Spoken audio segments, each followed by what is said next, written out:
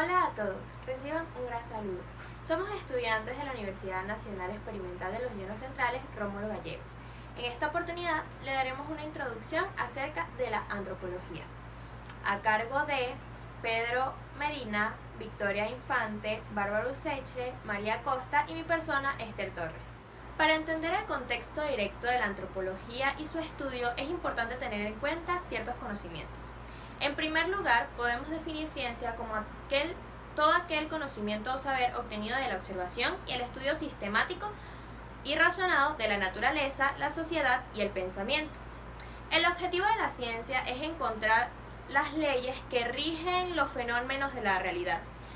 A su vez, entenderlos y explicarlos para así mejorar la vida humana. La palabra ciencia deriva del latín scientia, que significa saber o conocimiento, y a su vez esta no se restringe a un área específica. Es por esto que abarca todos los conocimientos y estudios, incluyendo los sociales, los naturales, los humanos, para así desarrollar teorías y métodos particulares de cada una de ellas. El término antropología ha causado por años ciertos malentendidos y confusiones. Por lo que hemos oído, podemos decir que un antropólogo es una persona que se ha dedicado a estudiar los huesos para así saber la razón de su muerte y cuánto tiempo existieron. Pero cualquier otro te puede decir que cuando a ellos les explicaron la evolución del hombre, les dijeron que los antropólogos fueron los primeros en descubrir los fósiles de los homos. Si podemos comparar estos dos casos, nos damos cuenta de que se trata de un estudio más biológico del hombre, enfocándose en un estado más físico de la antropología. Gracias a esto deducimos que la palabra antropología, sin ningún agregado, más que una ciencia, es la reunión de un conjunto de ellas. Derivado de antro, del hombre, y logía de ciencia, podemos decir que la antropología es la ciencia encargada de estudiar al hombre. Pero como es un área tan extensa, contiene muchos conocimientos diferentes y por esto la podemos dividir en dos grandes entidades: antropología física y antropología social y cultural. Cuando nos enfocamos en una antropología social y cultural, hablamos del estudio del hombre como miembro de un grupo social y parte de una cultura, que a su vez le brinda una imagen o una identidad, si así se quiere. La antropología cultural nace de la necesidad de estudiar las culturas humanas de forma más directa, a través de un análisis sistemático de las cualidades características de cada población.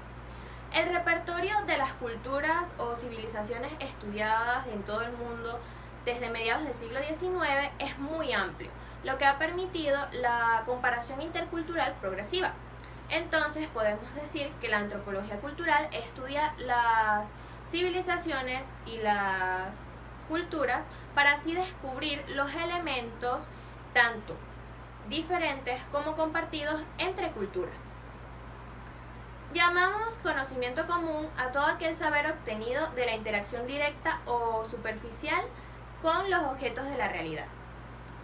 Este conocimiento se obtiene sin la necesidad de implementar métodos y sistemas de validación o análisis racionales. Este conocimiento es de un ente empírico, es decir, se obtiene a través de la experiencia y es accesible para todos por igual. En cambio, un conocimiento científico se basa en la observación sistemática de la realidad y para estudiarlo es importante abarcar ciertos métodos y técnicas específicos y característicos de la actividad científica. En conclusión, podemos decir que el hombre principalmente desarrolla un conocimiento común a base de lo que ve y lo que escucha, para así desarrollar su ingenio, sus pensamientos y sus habilidades. Y más adelante, cuando intenta entender los factores que lo vuelven persona, entonces investiga y estudia para así adoptar de forma más directa un conocimiento científico. La cultura es un conjunto de elementos materiales e inmateriales que determinan el modo de vida de una comunidad e incluye elementos, técnicas, lenguajes, pautas sociales, sistemas sociales, económicos, políticos y religiosos. A pautas sociales nos referimos con la moral, las creencias y las costumbres, y también la serie de actitudes que adquiere el hombre mientras es miembro de dicha sociedad. Esta definición de cultura es la más general, por así decirlo, pero también tenemos una en donde dice que la cultura es un conjunto de cosas relativas al hombre, solamente orgánicas y biológicas, y también puramente psicológicas. Esta definición es pautada por un antropólogo norteamericano llamado Kroeber, quien, como podemos notar, para él la importancia de lo material es la base de la cultura. Colectivo. Un colectivo no es más que un grupo de personas o entidades que comparten una serie de objetivos, problemas e intereses comunes, con el fin de lograr un objetivo común. Esta definición también abarca a lo que es una serie de características similares entre ellos. Comunidad. La definición de comunidad abarca tanto un aspecto funcional como estructural. Por eso, Héctor Arias 2003 señala la de Biolich, quien también es un antropólogo. Señala a la comunidad como un conjunto de personas que viven en un área geográficamente específica, en donde comparten actividades y intereses comunes. También puede ser formal e informalmente a la hora de resolver los problemas colectivos. La parte estructural se refiere al área geográfica delimitada y lo funcional a una serie de características y aspectos tanto psicológicos como sociales del grupo de personas. Sociedad. Una sociedad no es más que las relaciones de los individuos entre sí. También puede ser en un territorio físico o en un determinado espacio en donde habitan personas y grupos humanos. País. Un país es una determinada área geográfica y una entidad políticamente independiente, en donde incluye las leyes, administraciones al gobierno, las fuerzas de seguridad y, por supuesto, la población. La palabra nación hace referencia al conjunto de personas que comparten un mismo territorio, idioma, raza y costumbres y demás aspectos culturales, y que a su vez constituyen un pueblo. Esta se ve caracterizada ya que contiene la identidad histórica, social, política y cultural de un pueblo. La nación se origina a partir de la historia, la memoria, la generación de cultura y la vida cotidiana de sí misma. La podemos diferenciar de una nación política, ya que, como dije, la nación cultural se encuentra unida por lo que son las costumbres, tradiciones, religión, idioma, raza. En cambio, la política se define por la soberanía que constituye al Estado. Pueblo. La palabra pueblo es un término ambiguo que se utiliza para referirse a la población como un grupo de personas que habitan en un mismo lugar, país o región. Y también se utiliza para referirse a una localidad particularmente rural o a los miembros más humildes de la sociedad. Raza. La raza suele ser como una clasificación que se da en las especies animales según las características que diferencien a los grupos de individuos. Para explicar esto de mejor forma, por ejemplo, en el ser humano, estas características son fenotípicas, es decir, rasgos físicos como la contextura, el cabello o el color de piel. Existen 4 razas de clasificación a nivel mundial, como lo es la raza blanca, negra, amarilla y cobriza. Tenemos lo que es la etnia. La palabra etnia proviene del término griego etnos, que significa pueblo o nación. Pero con el pasar de los años, los antropólogos han ido puliendo este concepto, quedando que la etnia es la cultura de un grupo de ciudadanos que les permite identificarse a sí mismos. Los aspectos culturales precisamente que están inmersos en la etnia son tradiciones, culturas, raza, religión, rituales, gastronomía, vestido, danza, entre otros. Muchas personas suelen pensar que el término raza y etnia significa lo mismo, pero no es así, ya que cada una se refiere a cosas diferentes. Como ya dije, la raza son las características físicas que diferencian a los individuos de un pueblo o de varios pueblos, mientras que la etnia es la cultura de este pueblo que se ha ido estableciendo históricamente. Transculturización. Este término fue introducido por primera vez por el antropólogo Fernando Ortiz para justificar el hecho de que algunos grupos sociales se desprendían parcial o totalmente de su propia cultura para adaptar una nueva. En otras palabras, estos se adueñaban de la cultura de otros grupos, dejando en segundo plano su propia esencia. Este fenómeno se da en las sociedades por distintas razones. Puede ser por lo de la colonización, la migración y el adueñarse a distancia. Esto de adueñarse a distancia es producto del gran avance tecnológico, ya que gracias al acceso a Internet y a las redes sociales nos han permitido, consciente o inconscientemente, adoptar culturas de ciertos países o de ciertas personas. Elementos del patrimonio cultural material e inmaterial. Empezaremos definiendo patrimonio cultural como el conjunto de bienes tangibles e intangibles que constituyen la herencia de un grupo familiar. Además, promueven los valores de una comunidad y les permiten tener una identidad propia que los haga característicos y diferentes a otras sociedades y costumbres. Para entender mejor este concepto, se ha clasificado en dos: patrimonio cultural material o tangible y patrimonio cultural inmaterial o intangible. El patrimonio cultural material o tangible abarca todas las creaciones materiales que han sido creadas en épocas pasadas por grupos o comunidades y que por sus características se consideran relevantes para la evolución de una comunidad o sociedad. Este patrimonio, a su vez, se clasifica en dos: bienes muebles y bienes inmuebles. Esta clasificación fue creada por UNESCO en 1973 y afirma que los bienes que aparecen en esta lista son irreemplazables e inestimables por el valor sociocultural que poseen. Bien, entonces los bienes muebles son las creaciones que pueden ser transportadas desde artefactos pequeños hasta obras de arte gigantes. En cambio, los bienes inmuebles son elementos que por su naturaleza no pueden ser separados del entorno del que los rodean. Es el caso de las pinturas rupestres o estructuras arquitectónicas gigantes. Los bienes muebles e inmuebles poseen subclasificaciones, dependiendo de la legislación de cada país. Sin embargo, las más importantes o relevantes son el patrimonio arquitectónico, el patrimonio arqueológico, el patrimonio natural, el patrimonio industrial y el patrimonio artístico o histórico.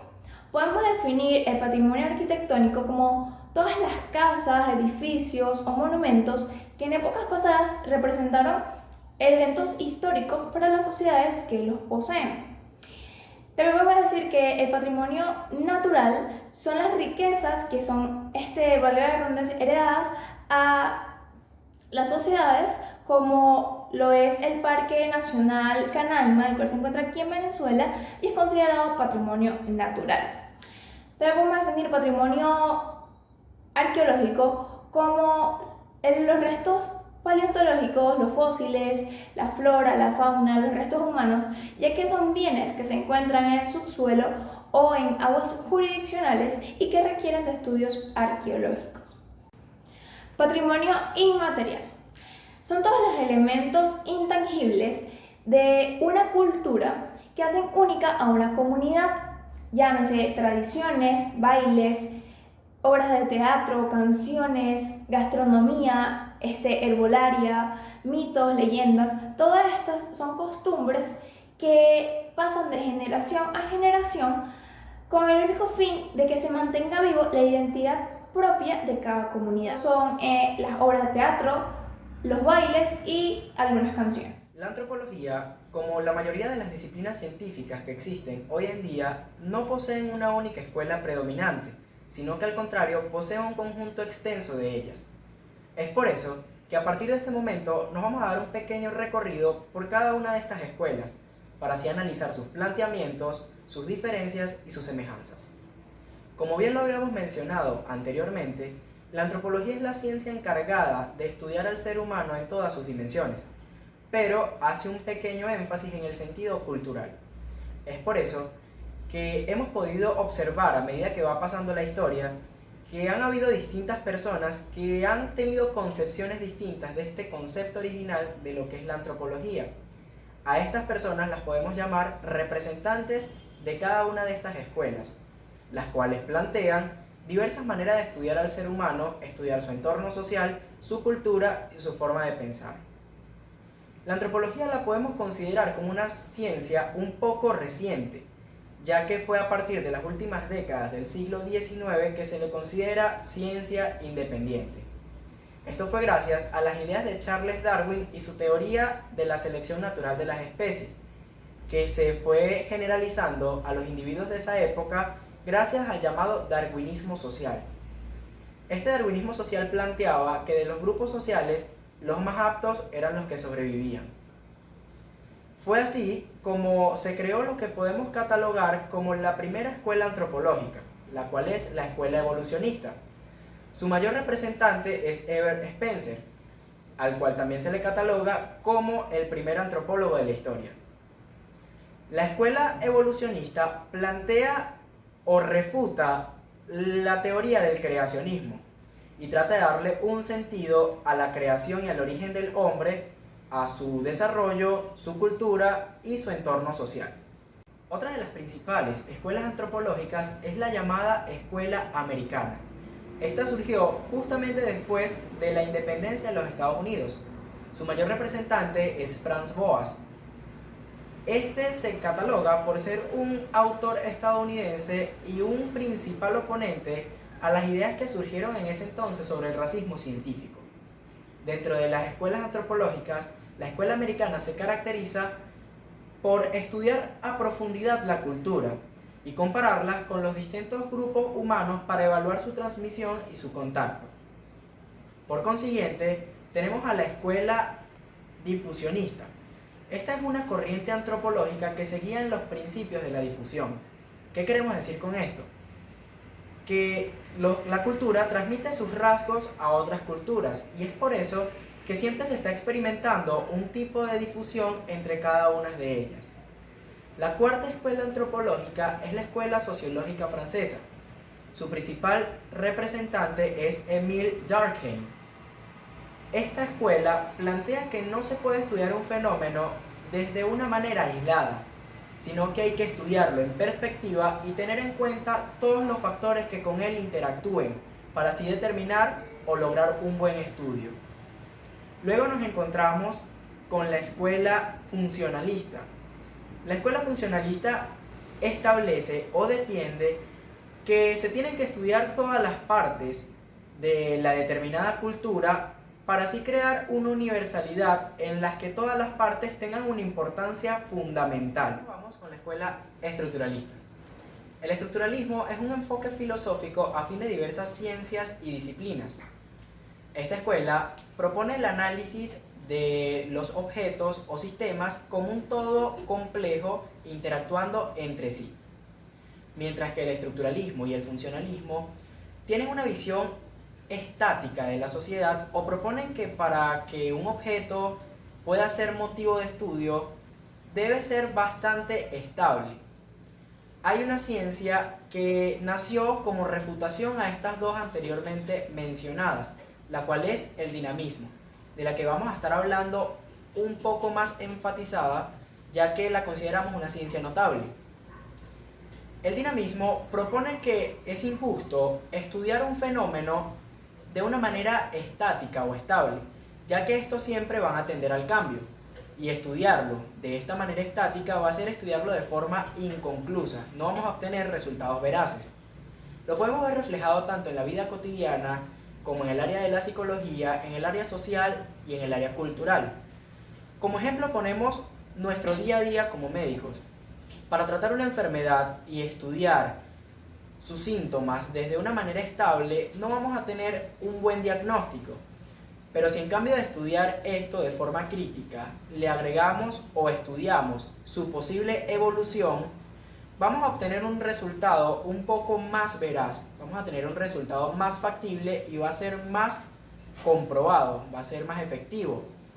Es por eso que esta ciencia la tomamos nosotros como nuestra representante, ya que la consideramos como la que dentro de todas las escuelas tiene mayor aceptación. Es una importancia para nosotros como estudiantes que nos hayan escuchado y hayan estado al pendiente como nosotros de este tema de gran importancia. Nos alegra que hayan aprendido sobre las escuelas antropológicas, sobre las distintas ciencias y en qué se basa la antropología. Sin nada más que agregar, nos despedimos. Muchísimas gracias por su atención.